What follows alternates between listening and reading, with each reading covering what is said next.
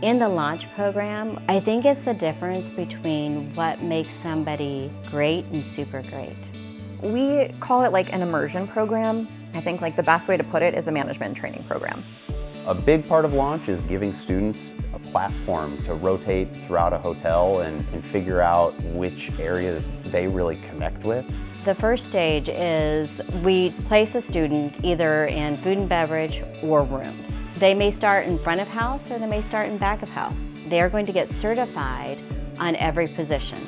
Once they've gone through the basic levels of certification, we start teaching them supervisory tasks and duties within that given department. Well, one of the many benefits is a firsthand experience, getting to know a lot of other people in the industry. You know, we send people off to see other hotels, we work with other people, we have corporate leaders come and talk to the students.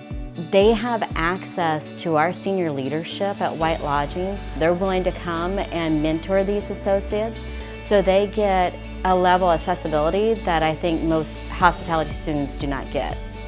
In launch, you're going through the whole training before you step into the role. So then when you graduate, you're going to this property and you feel confident, you feel knowledgeable, that you can just step in and really start making an impact immediately.